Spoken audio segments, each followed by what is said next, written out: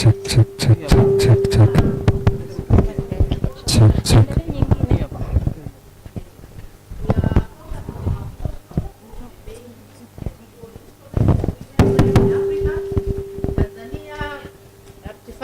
Oh, bless you. Thank you very much. Because I was using a lot of energy.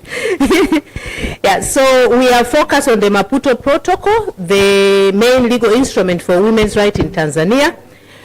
Tanzania ratified ratification of this protocol in 2007. And when we look at Article 14, explicitly recognized sexual and reproductive health and right as human right, mandating access to fertility control, family planning, and critically authorizing medical abortion in cases of sexual assault, rape, incest, and when the mother's heirs all her life is in danger. So this morning, our main objective for this session is we are going to evaluate the process how Tanzania has translated its sexual and reproductive health commitment, including safe abortion provision, into national laws and programs. We are also going to pinpoint the specific challenges hindering full domestication and generation, actionable recommendation to advance women reproductive autonomy. But again, also, we are going to forge strong, more coordinated approach among all stakeholders, from government institutions and legal experts to civil society and development partner. So we have gathered here most essential voices in this discussion, because here we have representatives from the ministries, that is government. We have experts from civil society and international organization. We have people from academic, so a lot of experts here. So our expectation, as much as we are going to have someone to give keynote speech and then we are going to have panelists, but I would wish for us to have a participatory session where you, the participant, would wish for you to have questions, to have contribution, because at the end of the day, we are building our country, which is Tanzania. So the way we are going to organize this session, we will have someone to speak, to give keynote speech, that is Advocate Peter Manjara. And then after that, I'm going to have 3 panelists, watachokoza mada. They will come here, and then we shall have 10 to 20 minutes of question and answer and all that, and then we'll have vote of thanks. So without wasting time, let me take this opportunity to welcome one professional, wakili msomi sana, Wakili Peter Manjara. Please, you are most welcome. We are looking forward to hear from you. He's going to say more about himself, but our time is very limited. Please be focused to what we are going to discuss in this session. Karibu sana.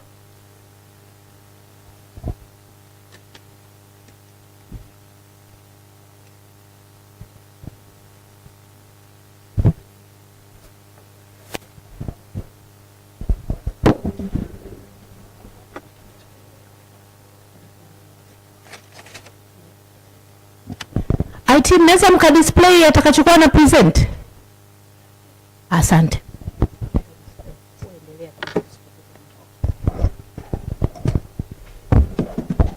Good morning. My name's Mr. Peter Manjara, an advocate of the High Court, and I'll be presenting today about the Maputo Protocol, or the protocol as it's in its full name, the Protocol to the African Charter on Human and People's Rights, on the rights of women in Africa. So in short, it's the Maputo Protocol. So it's just the general key highlights of what this protocol provides for and what Tanzania has actually done in order to reflect the contents of the Maputo Protocol. So in the first place, The Maputo Protocol was adopted by the African Union in the year 2003 in Maputo, and basically the general theme or the general aim is that it aims at eradicating practices which endanger physical or psychological development of women and girls. So the protocol itself was signed by 49 African states out of 54, and it was also ratified by 44 African states out of 54. So that generally shows the acceptability of the Maputo Protocol, and it entered into force in the year 2005 on November 25th. Now Tanzania, as it was stated here, it signed the protocol on 11th of July 2003, and it ratified it in the year 2007. So this shows that Tanzania is ready or was ready to be bound by the commitments which were included in the Maputo Protocol. And it did this without any reservations whatsoever, meaning that there was no provision which Tanzania stated that this provision shall not apply within Tanzania. So the general highlights on what the Maputo Protocol provides for in terms of protection of the rights of women. So the Maputo Protocol provides for the elimination of discrimination against women, the right to life, integrity and security of women, elimination of harmful cultural practices. It ensures the rights in marriage, including the minimum age of marriage, that it should be 18 years old. And it also requires consent when it comes to marriage, but there are rights which are conferred upon the parties to the marriage upon their divorce, and especially focusing on the women's rights upon divorce. But there's also the women's rights in participating in political and in political activities and decision making, but also guaranteeing their social and economic welfare rights. There's the right to adequate housing. There is the protection of elderly women, protection of women with disabilities and women in distress, and the last is health and reproductive rights of women. And I want to put a pause on this right, specifically dealing with reproductive health rights, because under the Maputo Protocol, under Article 14(2), paragraph C, it requires the signatory or the ratifying states to allow abortion when it comes to pregnancies which have occurred in the instance of rape, incest, and sexual assault. So the Maputo Protocol also aims at protecting the reproductive health rights of women in that sense. So states which have ratified or signed this agreement or this protocol are bound by the treaty or by the protocol itself to enact these provisions within its domestic law. And that is what we are actually calling domestication, depending on whether it is a monist or a dualist state. So how has Tanzania reflected the Maputo Protocol? Because we should note that Tanzania has not officially, or it has not domesticated this instrument at all. Now, when we speak about domestication within Tanzania, it means that it needs to be translated, because it has already been signed, it has already been ratified, meaning that the parliament has consented to this agreement and it has exchanged these treaties. Now, what should be done in terms of domestication is that there should be either specific provisions of the law or a single law which can translate the provisions of the Maputo Protocol coming to the domestic law. So there are laws which are to be enacted by the Parliament of Tanzania, but this has not been done to date. However, Tanzania has some laws which generally reflect the Maputo Protocol, and some laws include the Constitution of the United Republic of Tanzania. Now, the Constitution contains the right to equality, the right to property, the right to life, the right to privacy. So these rights can be said to reflect the contents of the Maputo Protocol in different instances. But there is the Penal Code of Tanzania. The Penal Code becomes relevant because actually it goes against the provisions of Article 14(2)(c) of the Maputo Protocol. So the Maputo Protocol requires that women who got pregnant as a result of rape, incest, or sexual assault to be allowed to abort when it comes to those instances. But Section 150, 151, 152, they disallow abortion, and they actually criminalize it. So the one who Actually, the woman who procures her own abortion, she is subjected to imprisonment for 14 years. The one who assists, or medical personnel who assists in such an abortion, he can suffer or she can suffer 7 years imprisonment. And the one who produces or procures or assists in giving drugs or instruments for procuring an abortion, he or she is liable to suffer 3 years imprisonment. So you can see that there are heavy penalties, and this is why we're saying that we should show a reflection of the domestic laws and the Maputo Protocol itself. But there's the Law of Marriage Act, which speaks of the age of marriage. Now, there's also a controversy here, and in light of the decision of the Court of Appeal in the case of Rebecca Gyumi, of the Attorney General versus Rebecca Gyumi, in which the court actually pronounced that the age of marriage should be 18 years old, and it should not be below that. And that is actually what the Maputo Protocol states. But to date, the bill or the law to amend the Law of Marriage Act in that instance, it is not there yet. But again, there's the Education Act, which reflects the right of women to get education. There is the Employment and Labor Relations Act, which secures the right of women to work, and it also provides for non-discrimination in the workplace, among other things. There is also the Persons with Disabilities Act, which aims also at protecting women who are disabled, and thus reflecting the Maputo Protocol. So, as an example, there are other states which have actually made a reflection to the Maputo Protocol. For instance, the Democratic Republic of Congo, it has published the Maputo Protocol in its National Gazette in the year 2018. So that means the Democratic Republic of Congo is now recognizing the Maputo Protocol as part of its laws. So it also depends on the nature of the state, as I said, the monist or dualist state. But there's also the Republic of Rwanda, which actually, it amended its penal code sometime in the year 2012 to allow abortion or to decriminalize abortion in instances where the pregnancy was derived from rape, incest, and sexual assault. But it also went further and created a specific legislation known as the Human Reproductive Health Law number 21 of 2016. So it provides for the right to safe delivery for the mother and newborn, family planning, prevention and treatment of infertility, but also the prevention of gender-based violence, and it secures the rights in terms of reproductive health. So these are just a few examples of how other states in Africa have actually reflected the Maputo Protocol within its domestic law system. So a question might ensue. Why are we calling for domestication, or why should states domesticate the Maputo Protocol? So the first thing is that the law is the one which provides for the rights and duties. So if the Maputo Protocol is domesticated, it means that the rights which are contained therein can be enjoyed domestically, because as how it is right now, the laws do not per se reflect that. But secondly, even when it comes to the enforceability of those rights, the rights must come from the law itself. So in order to enforce them, we should include those rights. We should reflect them from the Maputo Protocol into the domestic laws. But also it can act as a change, as a catalyst for amending other laws.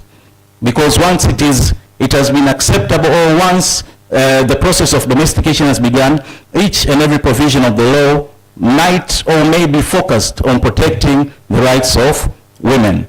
But also at the end, it is all about accountability of the state in terms of protecting women's rights and upholding its obligation under the Maputo Protocol.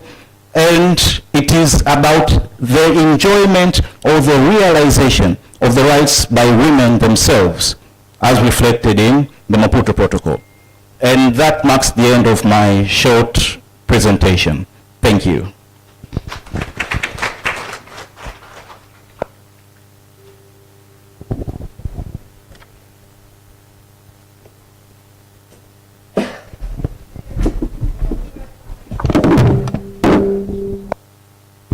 Thank you so much, Peter. Please don't go down. Please have a seat somewhere. Here in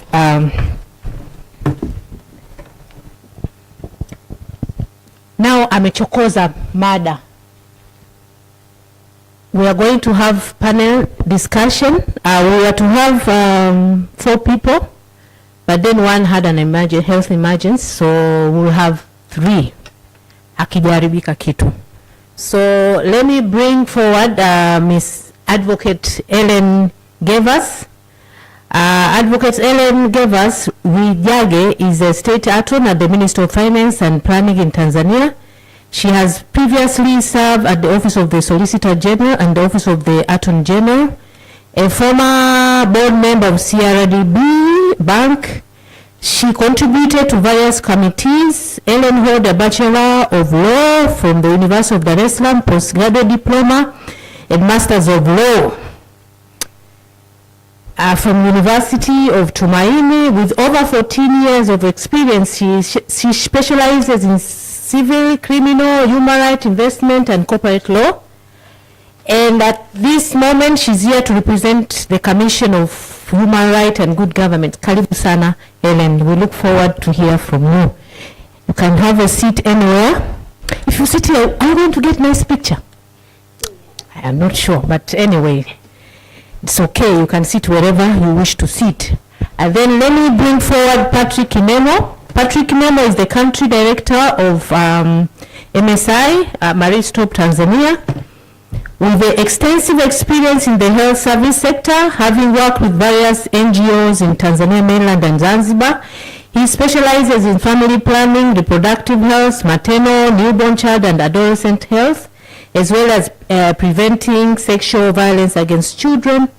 Patrick was instrumental in designing and implementing the MIHR project, which tackles health, climate change, resource management through collaboration with stakeholders. He holds a Masters of Pharmacy from King's College London and management training from the University of Liverpool. He is also a member of Tanzania Pharmaceutical Society, and here today, as much as he's the country director of Maristop, he's also representing the CAMAC. So I am going to bombard them with a lot of questions, and I'm really looking forward to get their feedback for my questions. They're not difficult because you have experiences in the area where you work. And ladies first. Yeah, so we have heard from the keynote speaker, Mr. Peter, and from SHRAG, being the National Human Rights Institution, with the role of advising the Ministry of Constitutional and Legal Affairs. What is the status of the Maputo Protocol, and what mechanisms are in place for monitoring and reporting on women's rights, particularly sexual and reproductive rights? And just to probe, how can this report be made more accessible to public and civil society organizations? Because most of the time, us from the civil society organizations, we don't get these reports. So maybe we hear from you. Karibu-san. Oh, thank you. As you rightly say, I'm Ellen. A point of collection, I'm no longer working with the Ministry of Finance. I'm now the Director of Legal Services in SHRAG. Yeah. Back to your question, as rightly submitted by the advocate here, Maputo Protocol has been ratified. Oh, sorry.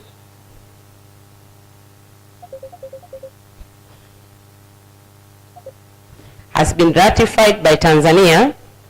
However, there are some conditions of Maputo which are still worked on, and SHRAG, in collaboration with civil societies, worked on those aspects, especially the right on reproductive to women, and we appointed a consultant together who worked on such right, and we are still working on it to advise the government. As you rightly said, we have a role, and we all know the role of an advisor is just to advise. So once we conducted several meetings together with Pathfinder and Taula for this matter, and which we are still working on it to make sure that the government gets our advice, and we are still engaging with the government on that matter. As the advocate rightly said, I should not repeat, there are rights which are already in our laws that have been there, but there are rights that Maputo Protocol is stating which are in contradiction with the existing laws. So on those, like the right on reproductive, we are still engaging the government. And there are still some debate. On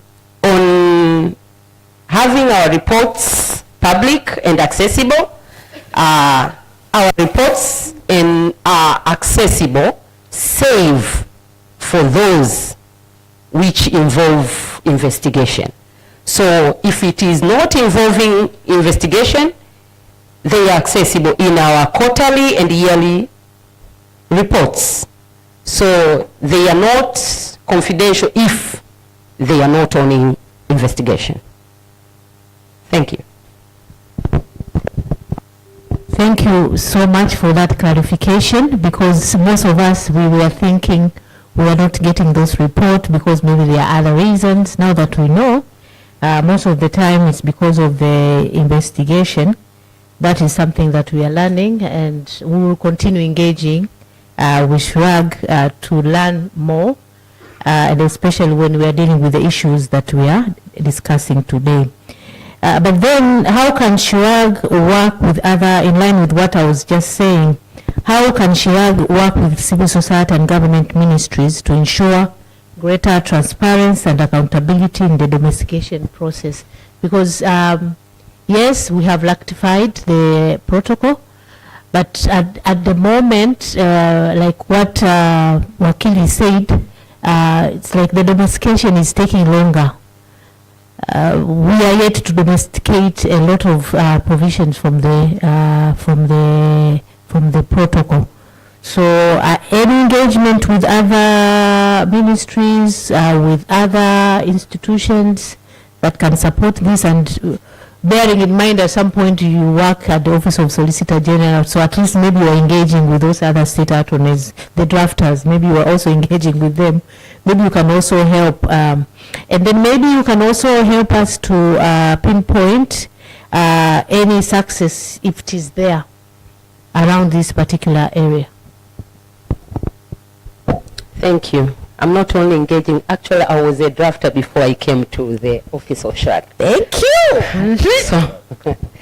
So yeah, we all know drafting or domestication is a process. And in our country, all these rights are dealt with different ministries depending on where it falls. So first it's identification, then engaging. You engage not only the government, you go down to stakeholders who are the citizens. So it's a bit of a process until you come to legislation now. So the government is still working on those processes. And as SHWAG, as I initially said, with the civil society, Taula, Pathfinder, and others, we are still working on it, and we engage with the government on each and every process that we take, or every step that we take. And in the end, when we agree into it, the government goes and formalize it into our legislation. So first is to find, is it real that in all the laws that we have in the country, those rights are not in there? If they are there, are they adequate enough to capture what has been said in the protocol? For instance, right to education, we can say it is not there, but we have MEMQA, we have some other policies that are, what should I say? Other policies which has already taken in those rights. So we have to go and see into the policies themselves, if they are adequate enough to capture what has been provided for in the Maputo. So it's a bit of process, and we have to go through what we have and what should be put in to just fill the gap. So it's a bit of process, and the engagement are still there, and actually it is transparent, because if it was confidential, SHRAG would have not worked with Taula or Pathfinder, because it should be within the government. But working with the Pathfinder and Taula clearly shows that it's open. It's not as confidential as it is perceived, because it is not on investigation.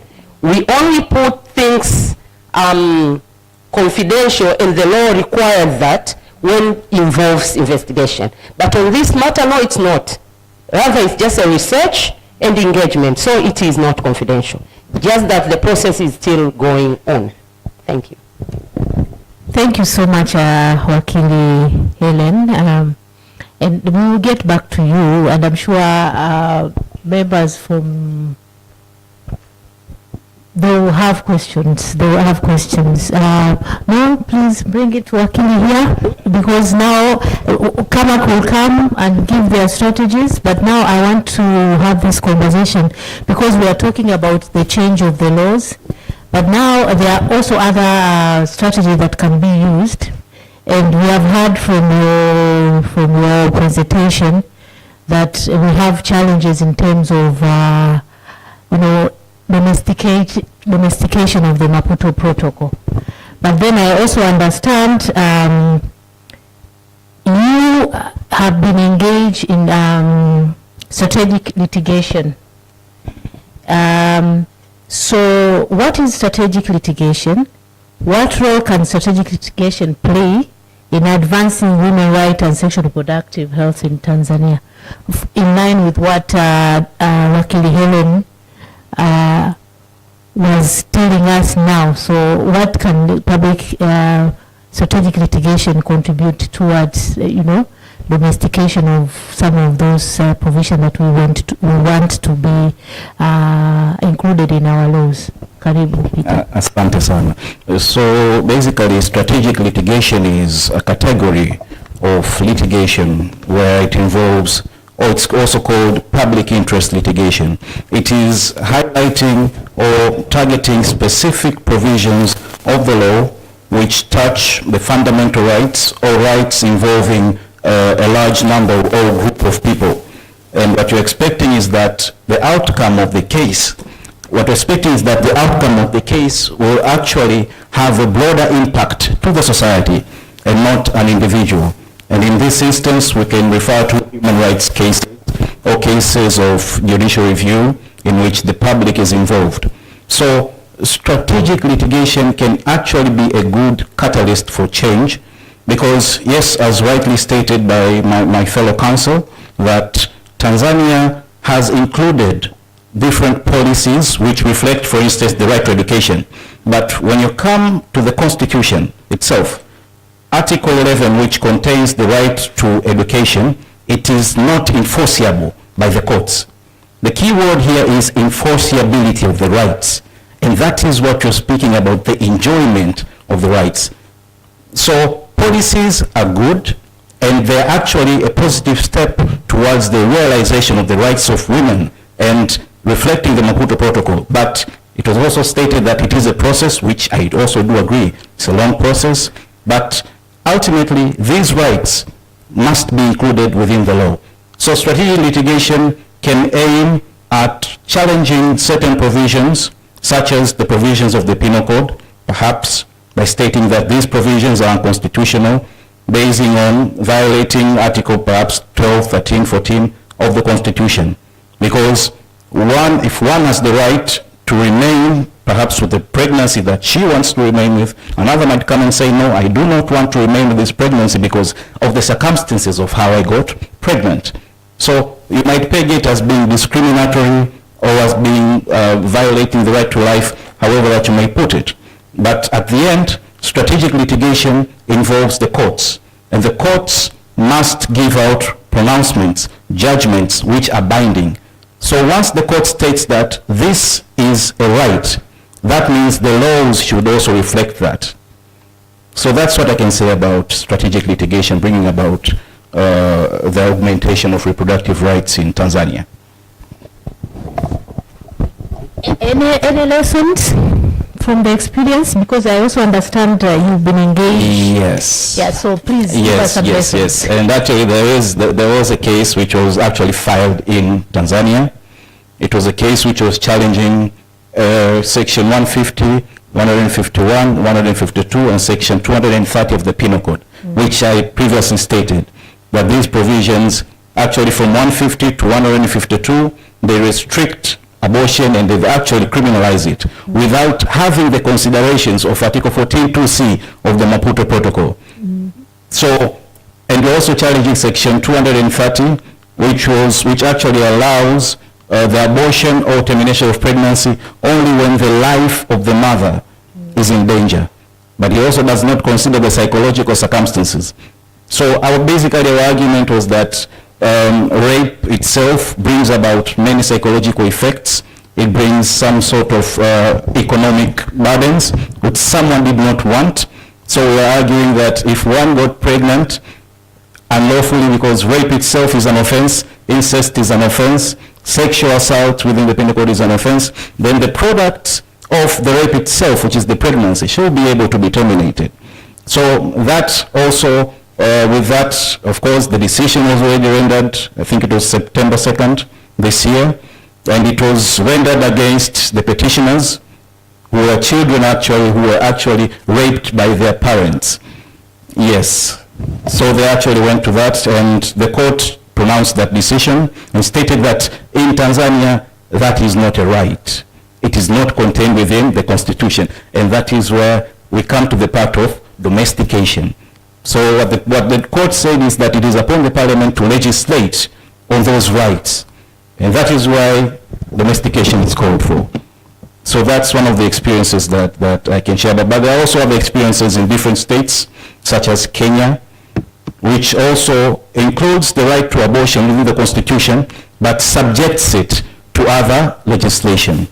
So there are 2, if not 3 cases which are filed, and I can say that they are on progression on enjoying this right.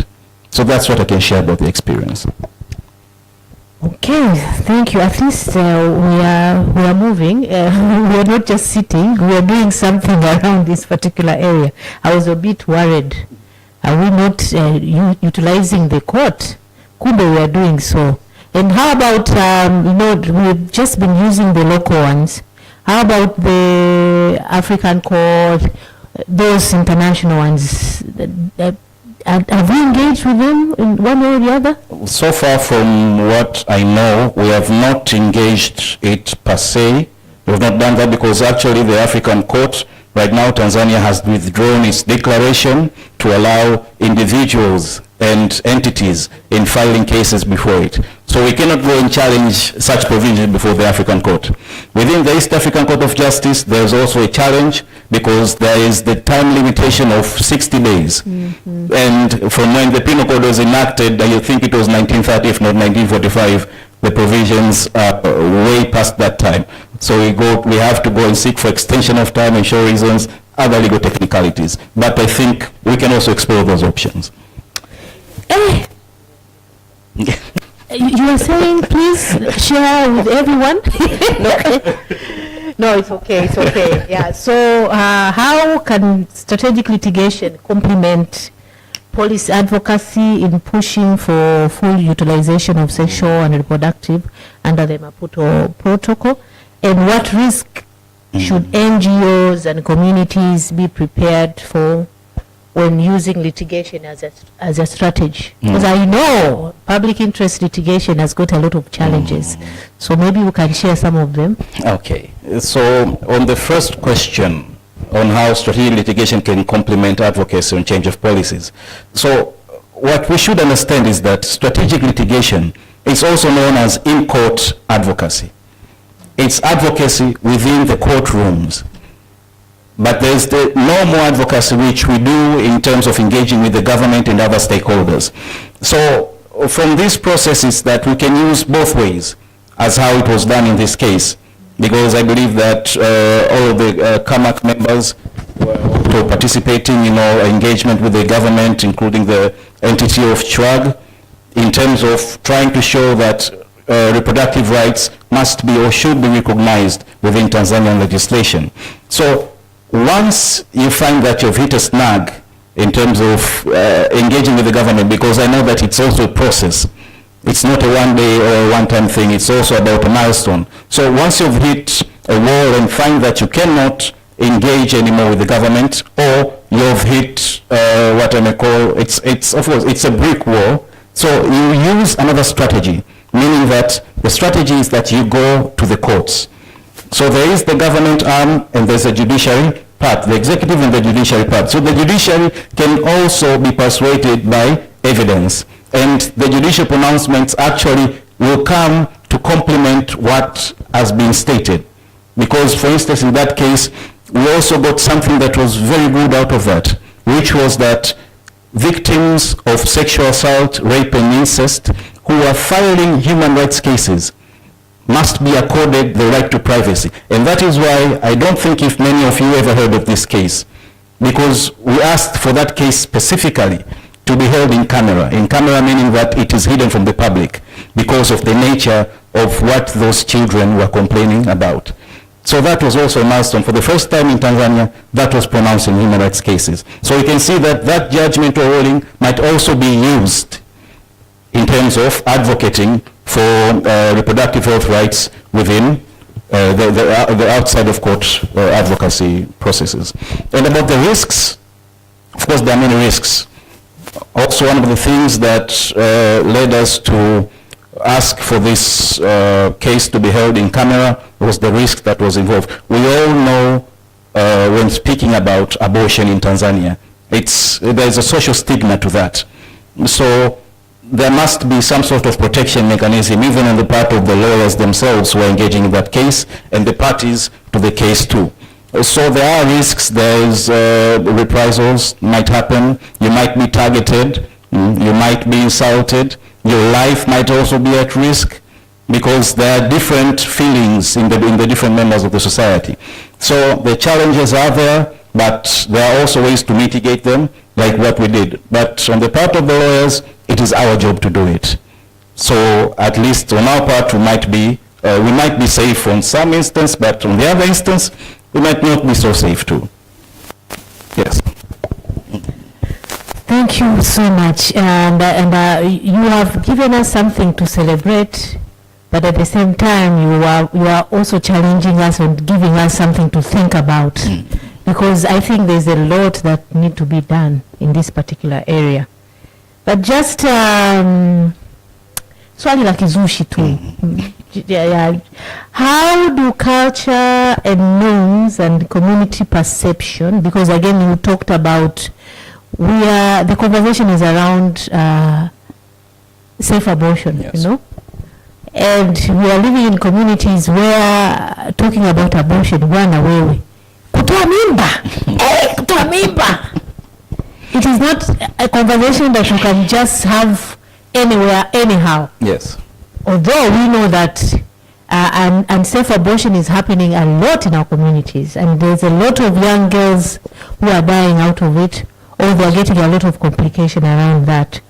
So these culture norms and community perception, what is the impact in the realization of sexual and reproductive health in our communities? That's a good question, because it's quite a good question, and I want to extend it a bit further, because there is cultures and norms, there is the law, and there is religion. There is also religion. So while in terms of the society and culture, we all know that as African societies, even in the past, it was all about having children. So we took, or still actually till today, we take children as blessings. So in many societies, abortion is frowned upon, regardless of the situation. And actually that leads to the impact of having unsafe abortions, which most know that it is done. But we also know that there's the other angle, that abortion is illegal. As I stated in the punishment, 14 years imprisonment, 7 years imprisonment, and 3 years imprisonment. So you can just imagine speaking about abortion in public and the impact that it may bring criminally, just speaking about it. And also you might add the social stigma that, oh, she wants to abort it. And then you come to the religion that, oh, she's killing an innocent child. So there are those I'd like to call the tripartite factors. So those factors actually affect the access or the right to safe abortion in Tanzania. So the society, there's also the social stigma, which plays a very big role, because now just imagine that you know that someone has had an abortion. We all know how we perceive that person within the society, and others actually have to leave their community just by undertaking that action. So the culture and the society plays a great role, and that is why I think we are also engaging in advocacy within the communities, but also engaging in advocacy with the government in terms of legislation change. We're also engaging in advocacy in terms of religious leaders on their perception in terms of the right or the action of the safe abortion itself. Yes.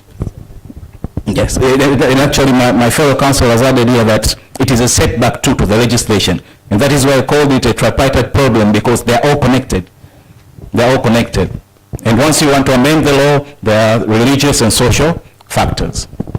Yeah, you are very right, because I remember just recently we had a conversation with one permanent secretary in one of the ministry, and we were discussing the age increase of marriage. And during that particular conversation, and I was really concerned, that governmental official, please don't quote me out, was saying that those who are against the age increase are the religious leaders, of which when you have a conversation with the religious leaders, they say no, no, no, even it is not in our, maybe in the books. Yeah. So I think sometimes it's a matter of priority. It's a matter on how we perceive. It's the matter of our culture. Where are we coming from? How are we being raised? Things to do with our values. And our values, that's something that we really need to work on. Because otherwise, you know, allowing a girl at the age of 14 or 15 to get married, their money, yeah? Still very young. You look at that young girl at home who is 14, who is 15, and then you subject that young person to marriage. Anyways. So now this particular meeting, it's being organized by CAMAC. And while I was introducing this session, I mentioned that it was coordinated by CAMAC members. And here we have Patrick, who is going to share with us about CAMAC. So, Mr. Patrick, I wanted to first have a conversation with Wasomi, with lawyers, before coming to you, who is a medical expert. So CAMAC has been at the forefront in advocacy on sexual and reproductive health, working with various stakeholders from grassroots to national level. What has been achieved so far, and what are the key barriers that continue to delay domestication of Maputo Protocol, especially in Article 14? Are these barriers primarily political, or legal, or resource related, or religious, or community based? What is it? All of that. All of them. Karibu. Asante sana. So just before I go into that question, I wanted to share something about just the last point which we were talking about, the norms and perceptions. So there's a report here which looks at the perceptions of Tanzanians insofar as the issue of abortion is concerned, and this was done in 2022. It's called called the SIGI report, Social Inclusion and Gender Index. Yes, a majority of the population is generally kind of sensitive or opposed to abortion. However, it varies from region to region, and I can see here, it says, for instance, in Ruvuma, 56 to 69% of the population believes that abortion should be permitted to preserve a woman's mental and physical health, respectively. In Tabora and Dodoma, more than 60% of the population would support a law allowing abortion in cases of rape.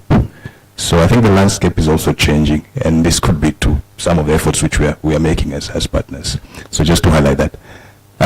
Yes, returning to CAMAC. So CAMAC, we are a coalition, a diverse coalition of institutions coming from different backgrounds. So we have our colleagues from the legal side, but we have our colleagues from the medical side.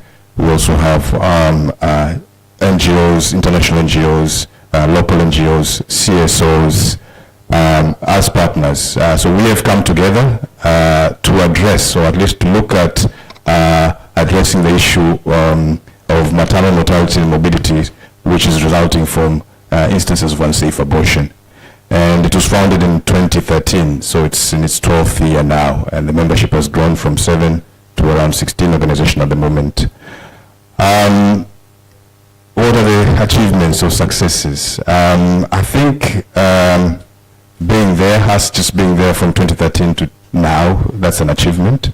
So as a coalition, we have built, as an institutional structures in a way that we have a strategic plan, we have MOUs, we have operational plans, we have a strong secretariat which leads the coalition. So this has allowed us now to actually engage with policymakers, lawmakers, to try and shape the landscape, and so far as women's rights are concerned, access to sexual reproductive health and rights in general. Yeah, so I think we've been most successful when you look at policy environment, policy instruments, more than, say, the legal instruments per se. So we've worked very closely with the government, Ministry of Health, PROG, to enact, or rather to draw up specific guidelines to help women access services, specifically comprehensive post-abortion care. So comprehensive post-abortion care is legal, is permitted in Tanzania.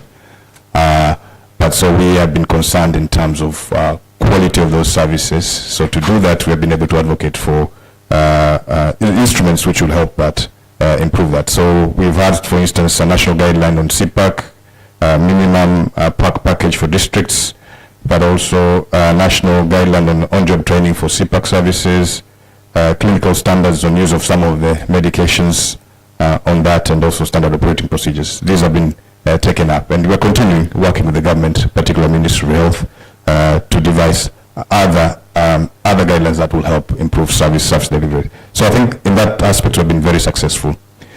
Yes, legal environment, it's been challenging, but we are pushing. We have had successes in terms of at least talking to lawmakers, so parliamentarians, to make them aware of the challenges we are facing, we as partners, we as service providers in the field.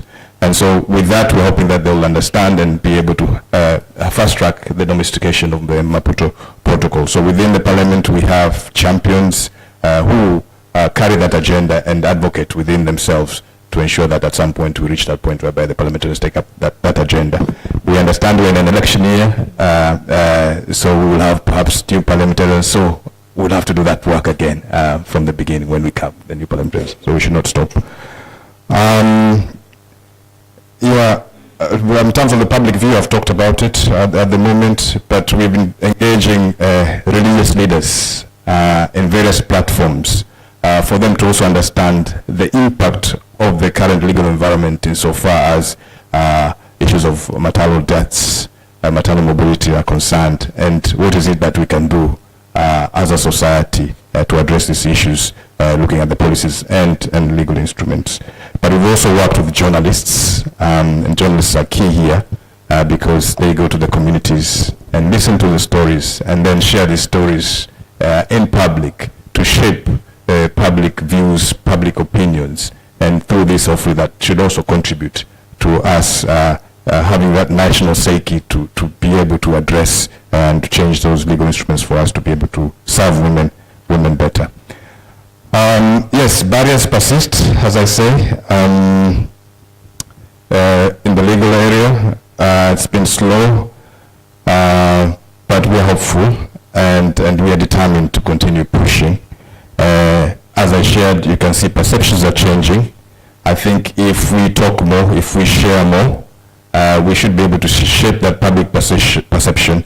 And I think public perception then will inform the politicians as well as the lawmakers and make them more bold to take that decision, next step in terms of domestication Maputo Protocol. Again, also misinformation. That again needs to be addressed through the same channel, journalists talking to the public in general. And then the issue of resources, yes, that's a major issue that has become a major risk to our operations, and particularly more recently with the cutting of funding. We are heavily dependent on development partners funding. And so we've seen, yes, you said cut funds, but we have seen this is also impacting other traditional donors in this space. The Western countries are focusing now on other priorities, more inward looking, and so without resources then that makes our work very, very difficult. But nevertheless, we're looking at alternatives within ourselves on how best to do with the limited resources that we have. Thank you. Thank you so much, and for sure we are having a lot of challenge around the resources, but then maybe it is also a wake-up call to us to think beyond resources. Although we need resources, but then maybe we need to come up with more strategies on how we'll be able to engage to ensure that at the end of the day, we change. At the end of the day, we want the law to be changed. We want Maputo Protocol to be domesticated. Again, how can CAMAC strengthen its coalition role to amplify grassroots voices and influence national decision-making process? Because again, yes, with CAMAC we've worked so much with government, with media, with all that, but we have not so much engaged with the community. We have not so much collected. We have, yes, but not that much collected voices from those that are affected in one way or the other. So how can we do that? How can we be able to increase more voices that can also help to change decision? Because again, maybe now we are also seeing the delay. Maybe because we don't push. Maybe there is no push that, maybe we need to do that. We need to push kina Ellen wenyewe watusaidie kwenye kupush kuleta hayo mabadiliko. And just to probe, what partnership or network have been most effective in bridging the gap between grassroots advocacy and policymakers? Karibu. Kiingereza kigumu nie. Asante sana. Yeah, I think it's critical for us to engage at the grassroots because after all, at the end of the day, we aim to impact lives of the people in the communities. So it's important for us to engage them directly.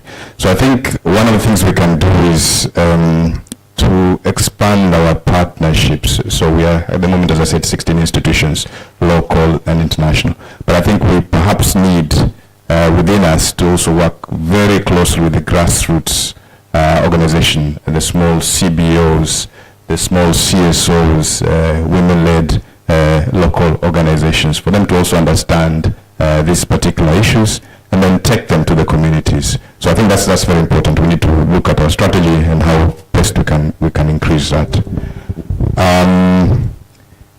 We have been to a large extent successful in working closely with service providers trying to shape the attitudes, so doing the value clarification, the attitude transformation. And these providers are the ones who meet directly with the communities per se at that interface. So I think that partnership has been good, and we should continue. We should reach as many as possible. But I think also, apart from the clinical service providers, we also have what we call as community health workers. These are also a good avenue to reaching the communities at the grassroots. So we also probably need to do a little bit more bringing them in and working with them, because they're the ones who go to these households and speak to the households. And so that should also help to improve. But as we're doing this, certainly we should also be working with the lawmakers. You have to remember that MPs are also representative of people. So as we are talking to the grassroots, maybe also in those particular areas, the particular MPs should be aware of these issues, and they should be listening to their people as well, so that they can actually take these up in Parliament and make those efforts to change the legal environment. Yeah. Thank you. Thank you so much. We have a few minutes. Let me open the discussion to you. Can someone help me with the mic? I think we're going to get 5 questions because we are time limited and in the corner. So someone with mic, let me see the hands. One there, there's one here, there's one here, there's one there, and then there's one there. Sijui mmeniona wahusika. Naomba mnyoshe tena. The first one is there. Where you are? Then there's this young lady here. Then there's another one. Then there's one behind. Then there's, those are 6, but it's okay. And one here. That should be the last. Karibu. Asante. Thank you so much, panelist and moderator. So, Dr. Ellen, I have a question for you, but I want to confirm something before I ask the question. You work at the Ministry of Health sometimes, isn't it? Ministry of Health, no? Never. Okay. Yes. I've never worked in the Ministry of Health. Okay. Rather, I've dealt with the cases that involve the ministry. Okay. So I will keep my question then. So then I have another question. This is also focusing on you, Ellen, and my brother, the advocate. So there have been a few litigation, strategic litigation cases in Tanzania, and as the moderator calls them, they are public interest, cases where lawyers and organizations are standing up basically to help people or to fight for the benefits of the larger population. But in most of the instances, the government attorneys always tend to appeal against, even when the court, decides in favor of the litigation, of the strategic litigation, government attorneys always tend to appeal. It gives an impression like serikali haitaki watu wapate haki za binadamu, labda yani serikali inataka watoto waendelee kuolewa wakiwa wadogo. I remember the Rebecca Jumi case, it went up to the Court of Appeal because government attorneys were appealing against the decision. So I would love to hear your insight from the Commission for Human Rights point of view, and maybe my brother who goes to court. Why do government attorneys appeal on cases which are trying to protect public interest? Thank you.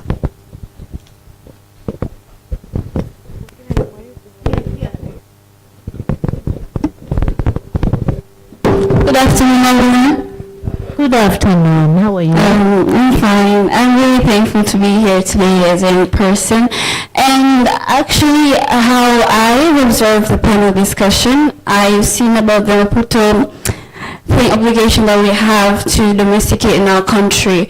We've listened about all the processes, legal processes, but do we know that we as children, we above 18, but according to African Youth Charter and the United Nations Youth Charter, youth start from 15 years old, but still we are children. And according to UNICEF surveys, children hold the number of 29 million and projected to increase by 50% in 2050. And it means that we are many children. Amongst the 29 million currently, there are many girls. Now we come back to Tanzania domesticating the Maputo.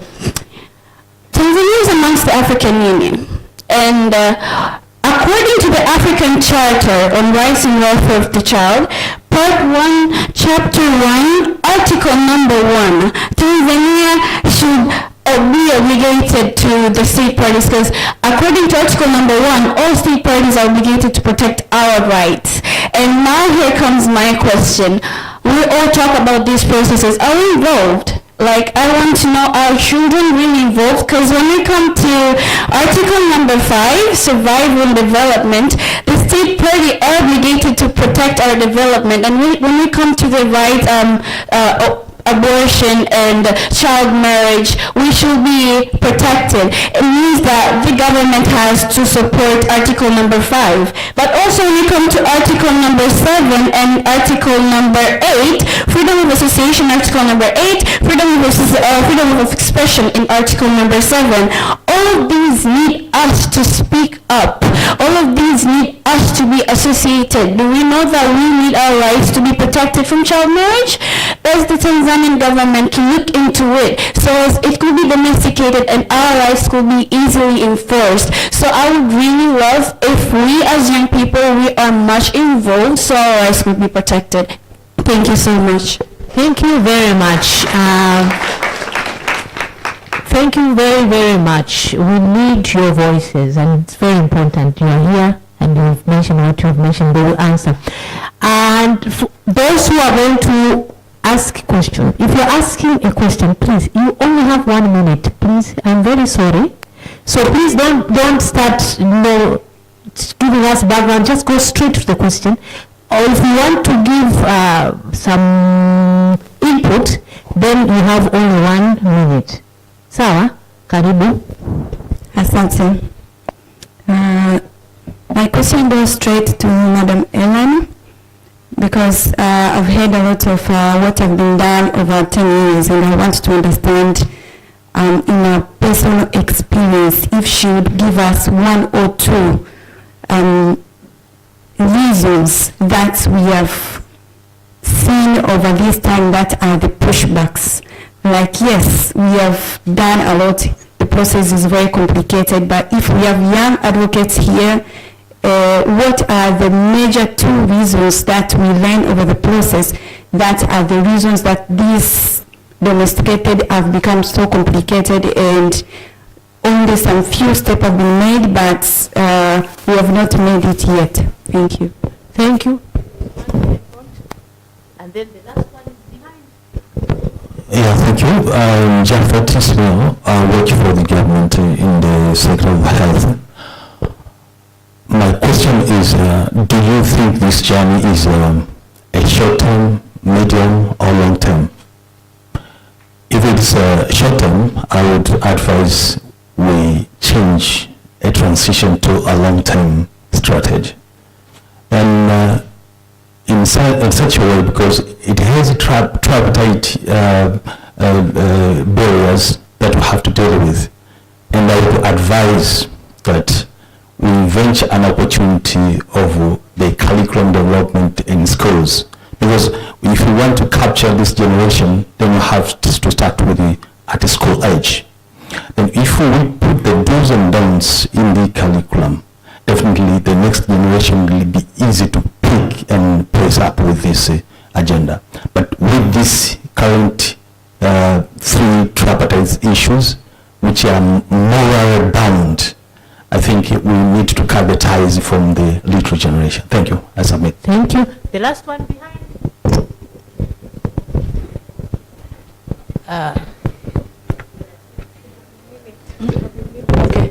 Okay, so my questions goes to Advocate Majanjala and Shirag. While we wait for the domestication of Maputo Protocol, how are the survivors of rape, incest, and sexual assault are being supported in case of unwanted pregnancies in the court? Example, we have seen some of the cases, example 15 years old, who has an issue with incest, and she's pregnant, and the ruling comes or directs that she needs to carry 9 months a pregnancy until they're married while their father is imprisoned. So just checking, how are we going to ensure that these survivors are being helped? Thank you very much. Thank you very much. Did you get the question now? Yeah, Kindly ask again. Me? Wakili Helen didn't capture it. Okay. So I was saying, while we wait for the domestication of Maputo Protocol, how are we supporting the survivors of rape, incest, and sexual assault in case, how are being supported them in case they have unwanted pregnancies? So just giving an example, we've seen some of the cases, example 15 years old girl who has an issue of incest, and the court ruled that she needs to carry the baby until 9 months so that the court can do DNA. So I was just asking, how are we going to help this kind of a girl in terms of her psychological and mental aspect? Thanks. Thank you very much. Coming back to the panelists, but while you answer those other questions, I have one last for all of you. Given the progress, challenges, and opportunity discussed, what is one priority action each one of you would recommend ensuring Tanzania moves from commitment to action on Maputo Protocol? If you had to set timeline, what would be achieved in the next 2 years? Demonstrate really progress. I think just like the question that he asked, in one way or the other. So I just wanted to get your priority.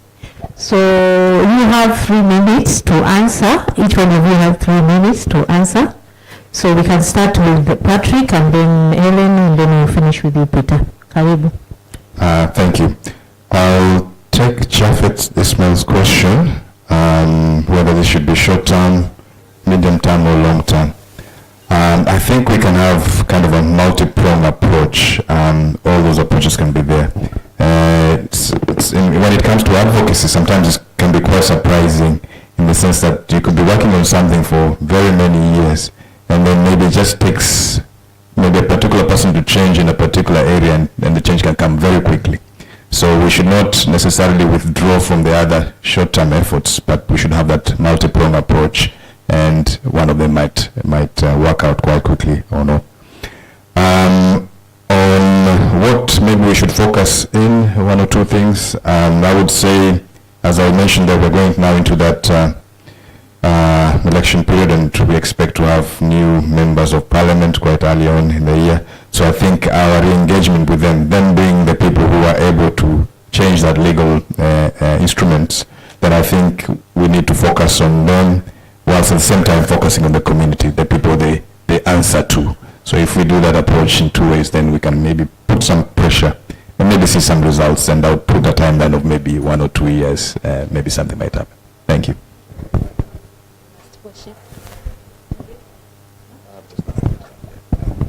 Oh, thank you.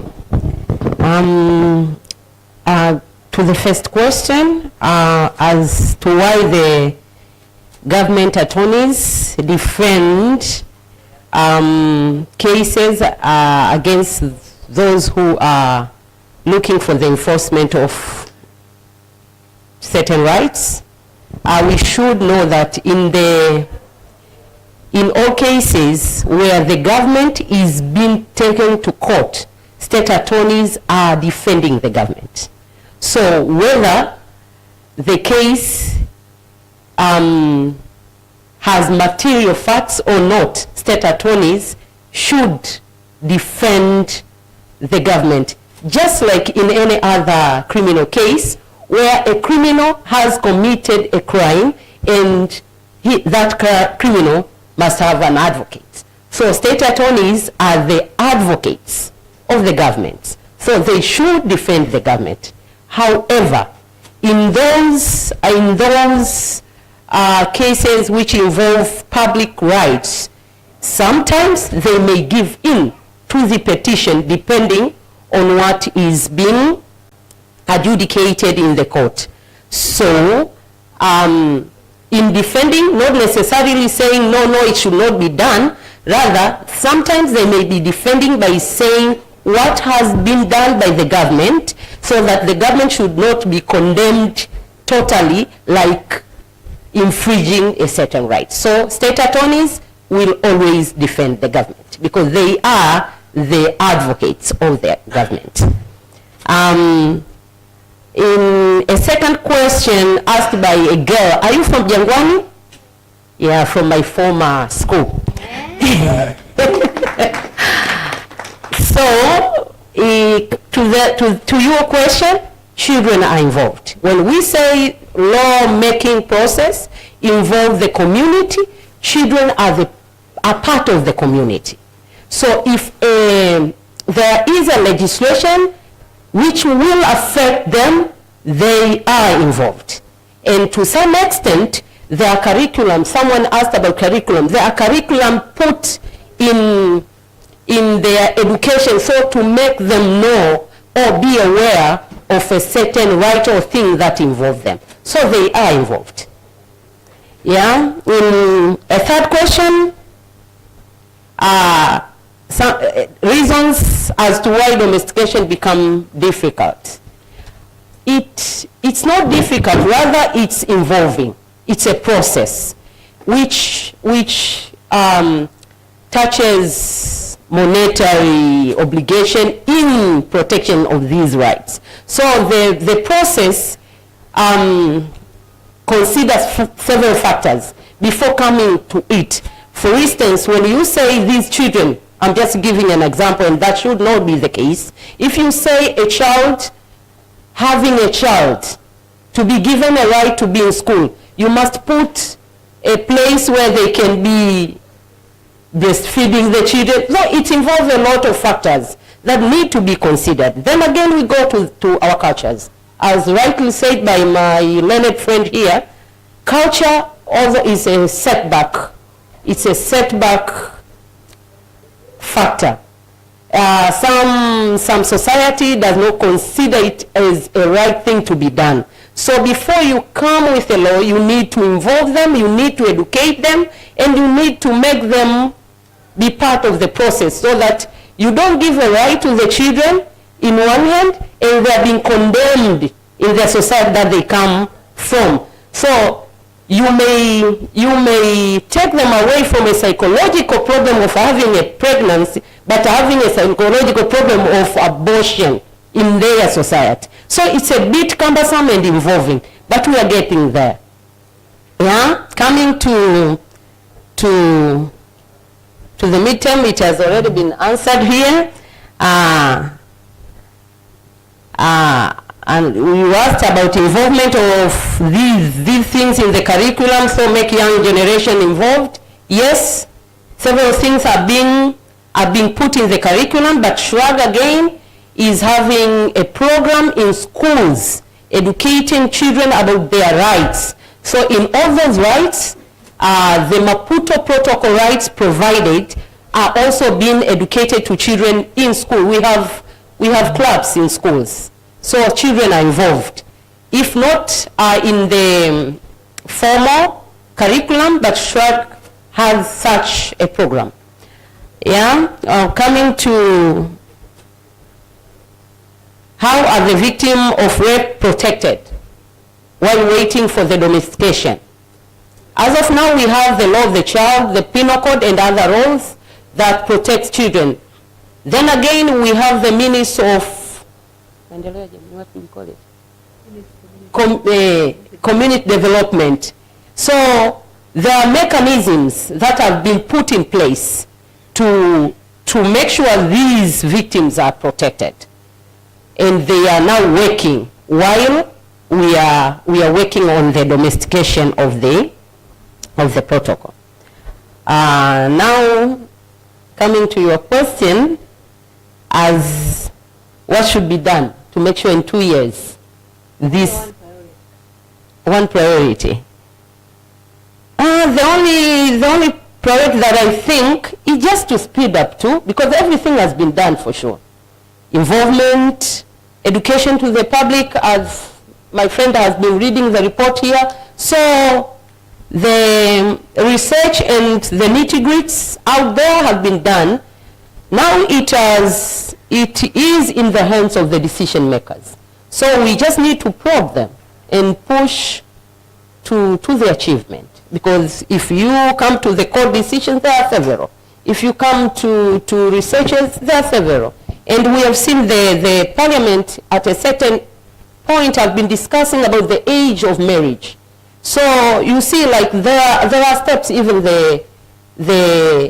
the parliament is now considering. They have been discussing about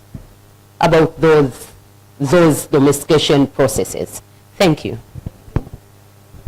Okay, so I'll answer them in short because they've already been answered by my fellow panel members. So the first question on why the government, or my perception on why the government always appeals on the decisions. In court, we're always antagonistic to each other. We're competing. It's an adversarial system of justice. So that means the government can appeal because actually it is a right to appeal under the law. It's part of the right to be heard. So the government is exercising its rights. But yes, I take note of the fact that the government always appeals on every kind of decision that is against it. But also, in my experience from when we were going through the case in terms of seeking for privacy on those petitioners or the victims, the government actually did not challenge those prayers because actually the lawyers for the government stated that it was essential for their rights or their privacy to be protected. So it's not always in every instance that the government challenges this. But also there was also an example of a case, I think in Zimbabwe, if not Zambia, it was challenging the death penalty, and the Attorney General did not dispute that the death penalty was unconstitutional, and he left it to the court to decide. So it all depends on the nature of the case and the government itself. But secondly, about involvement of the children, I do agree. Children must be involved, and as all my fellow council stated here, that they are involved. But I'll add more that the Law of Child Act also protects the right of a child to be heard, but also the Constitution avails the right to be heard. And I think we should take note of what was said, because even the East African community, through the East African Sexual and Reproductive Health Bill of 2021, which is still a bill, has also recognized the right of children to be involved in sexual reproductive rights. But also Rwanda has done that in its reproductive health law.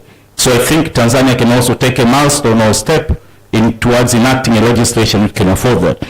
But also, how are children protected in terms of when they've been subjected to rape and they got pregnant? And one of the speakers said there that a child of 15 years has got pregnant. How can she be assisted? What I know is that there are preliminary measures to be taken once a child has been raped, including giving medicine. I think it's PEP, if I'm not mistaken. So there are preliminary measures. But what happens when the child got pregnant and you come to realize that 3-4 months later, because not everyone can speak, and that's a child. In that instance, I can say that they're not protected, because actually we come back to the law. The law says that abortion is illegal. It's criminalized. Yes. So only once the life of the mother is at risk.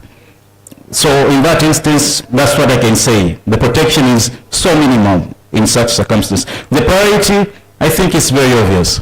Domesticate the Maputo Protocol. That's the only priority that should be undertaken, because that will bring about the legal changes within Tanzania in terms of protecting the rights of women. I think I'm done. Thank you so much, my panelists, and thank you for keeping time. Because someone here is going to tell us, out. We have 2 minutes to conclude. So let me take this opportunity to sincerely appreciate you, my panelists, the keynote speaker, for your time, for your commitment toward this agenda. It is not in vain. You are going to eat the fruits in this life.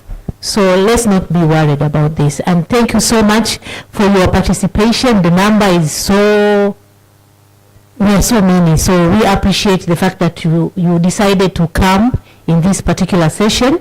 And we are not taking this for granted. Asanteni sana. And then, now before you leave, we've been talking a lot here. So when you leave in this room, just in case you forget something, let me share with you few things that you can take away with One is what he just concluded. We need to domesticate the Maputo Protocol. So we call upon the parliament, the next parliament, to do the needful. But while they are doing so, it's me and you to continue raising awareness so that they are able, educating them so that they are able to domesticate this particular law. And then again, when we are doing advocacy, most of the time we are told, data, do you have data? Do you have data? Do you have data? For those who can support us to have, so that we are able to have data, because data is what they need when we are doing advocacy. So for those who are able to help us in research, to help us in studies, please come forward and assist in this particular area, because again, for us, for the Maputo Protocol to be domesticated, we need more information. Again, the other thing that we need to leave, we need also to utilize the public interest litigation. Because again, when we have court decision, it is also, in a way, it's a law, it's a case law, right? So we also need to utilize this, we need to utilize the courts. Not necessarily going to international courts, but the local ones. We need to also to utilize. Because at the end of the day, we get case law, they also help in one way or the other. Again, the reminder from my girl there from Jangwani Secondary, I didn't capture your name, sorry. We need to engage young people in such kind of forum, because it starts young. These are the activists of later. So thank you for reminding us, and also thank you for participating in this kind of session. And another thing that we also need to do to engage stakeholders, let's not get tired. For me, I always don't like engaging the parliament, but they are necessary evil. So we need to also engage the parliament. We need to engage the religious leaders. We are all religious in one way or the other. We go to church, we go to mosque, but we are all religious. So we need to engage the religious leaders in our agenda. The journalists to raise awareness. Everybody on board need to be engaged. So having said that, again, let me appreciate you for participating.